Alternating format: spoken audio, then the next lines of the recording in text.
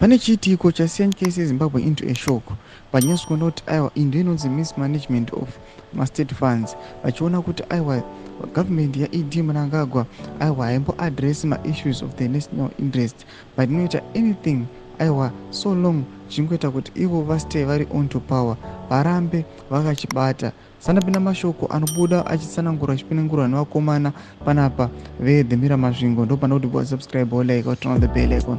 Tipinda paendo pavo panyara pachiti President Mnangagwa host his birthday bash for 30,000 youths at the Great Zimbabwe ruins.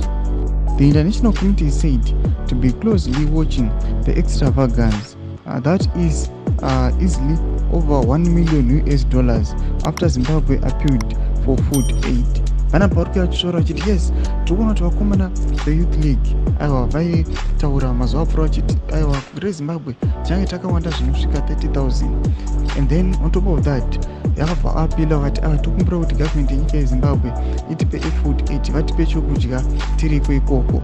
Panapa vari kuvataura mashuvi kuti their budget kana mari yavachaspenda ichange iri more than $1 million.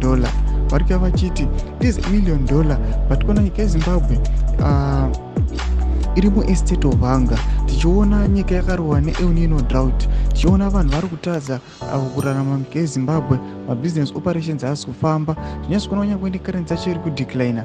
Vanhu kumarural areas they are failing to put food on the table, vakufamba makilometers vachishaya mvura. Zvatiri kuona kunyange nemuCBT chaimu magetsi hakuna, vatoona kuti this regime yatoona kuti carry out their birthday celebration Great Zimbabwe, they just sacrifice to spend $1 million just to give my youth eZANU-PF food. Kuti dzamafungiro enyu muri kudi pamusoro pechitiko ichi, pinda comment section medu, subscribe or like, turn on the bell icon.